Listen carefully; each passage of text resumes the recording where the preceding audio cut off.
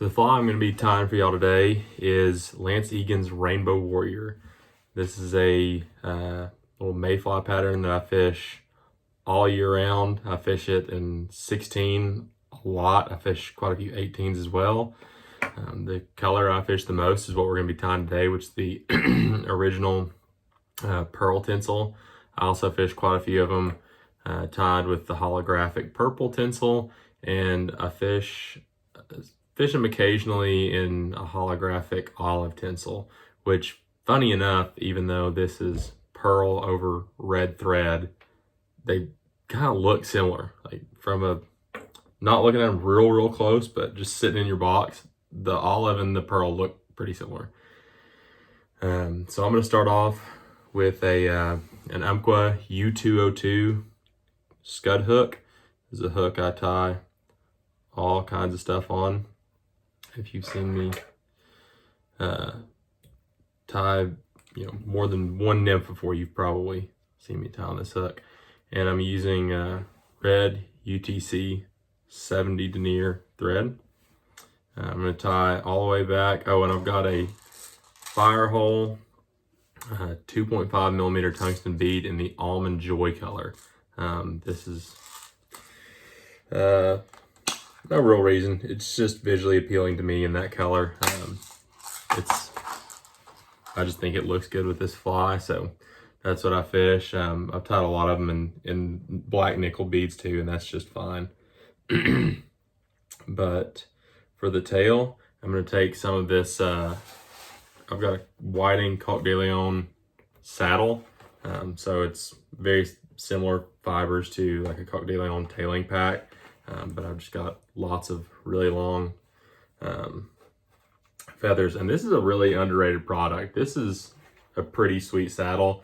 These feathers are really neat. They've got a lot of different uses to them. You can use them as hackle on like streamers like a Dungeon or a Peanut Envy, and they've also got these make good hackles for tails on musky flies, and there's a handful in each of these of really awesome feathers in the back of this. So there's like some very long schloppany feathers, and I don't know if it'll even come through on this camera, but a lot of these have like an iridescent green color to them. So this is an underrated product for tails on musky flies. And as far as rooster saddles go, these are not very expensive. I mean, I think they're like $40 or so, which is not cheap, but a lot cheaper than a lot of other rooster saddles. And then as far as using them for actual tailing material goes, I couldn't even tell you how many flies I get out of one feather, and there's God only knows how many feathers on here. So if you're just tying nymphs with this will last you 10 lifetimes. But just take a few feathers or a few fibers from one of these feathers, maybe, I don't know, 8 or 10 fibers, maybe not quite that many, maybe more like 6 or 8.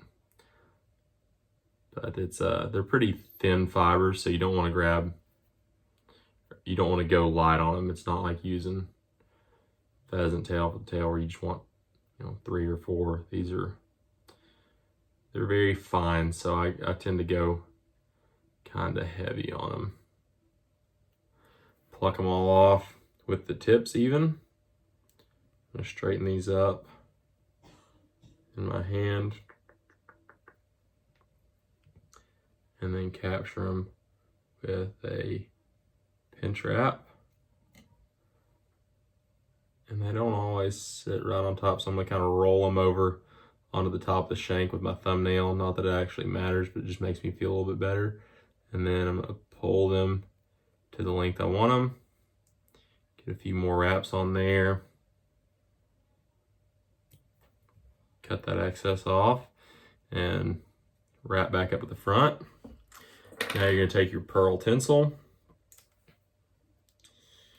and I like to cut the end of it that I'm trying to tie in at a pretty steep little angle, because if you just try to go in and tie it with it cut straight across like that, it's pretty tough to tie in. But I'm going to cut it at an angle, and I'm going to take the point of that and stick it up underneath my bead, and then do a couple really loose wraps, and that'll kind of capture that point down, and you can start wrapping further back, and the more tension you get on it, or I mean the more wraps you get over that tinsel, the more tension you can kind of pull back on it. Just keep wrapping back, trying to get fairly even coverage there. All the way back to where you tied in your tail, and progress back forward. And throw in a half hitch, just so it's not winding itself up as we're using our rotary function. And I am going to tighten this down just a little bit more. Didn't get that hook in there good to start with. Take your tinsel, wrap it all the way forward in overlapping wraps. You don't want to overlap them a ton. You don't want to take like 20 wraps to get to the front of this because you do want that red thread to show through underneath that tinsel. Give it a couple wraps to lock down that tinsel. And then what I do, this is going to fight us here, tighten it down just a little bit more. I take this tinsel, fold it back, give a couple wraps over that, and that's just going to make sure you have plenty of room for your thorax and that you're not going to get this tiny little wing casing right here. If you don't wrap back some and all you have to push your wing casing back is your dubbing, it's going to wind up really small. So I like to wrap back and, you know, basically force a bigger thorax. And for the thorax, I like to use this UV brown Icedub. And again, this is not the original dubbing for this fly, but it's just something that looks good to me. I've used a lot of different dubbings on here, mostly Icedub, but a lot of different colors of Icedub. And you don't want to go too heavy on this, but just a little, just enough to cover that thorax. But honestly, I've not noticed too much of a difference with thorax color mattering. I went just a little bit light on that, so I'm gonna add just a little bit more. But again, kind of like the bead, I do prefer, if I don't use this color bead, I like a black nickel bead. I don't like, I know a lot of guys tie them with silver beads. Those aren't my favorite. I don't like copper beads or gold beads on these. Again, a lot of it's just because it doesn't look right to my eye. And that's the same reason that I use this dubbing. It just looks good to me. It's aesthetically pleasing. I have confidence in it. So I think there's a lot to be said for whatever makes you look at your fly and say, that looks good. That's a good fly. That's gonna catch fish. So after you make that dubbing thorax, pull that tinsel back to the front, capture down with a couple wraps, and then I'm gonna pull it back, get a couple more wraps in front. I'm gonna do 2 3-turn whip finishes.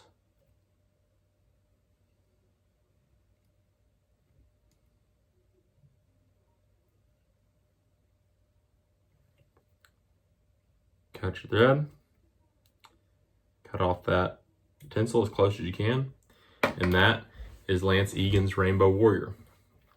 So always have some of these in your box, and I fish them all year round. I fish them a lot in beta hatches, but yeah, I'll fish these spring, summer, fall, winter. This is a confidence pattern for me. This is one of my go-tos, so give them a try. Hope this video helped you. Hope you like it.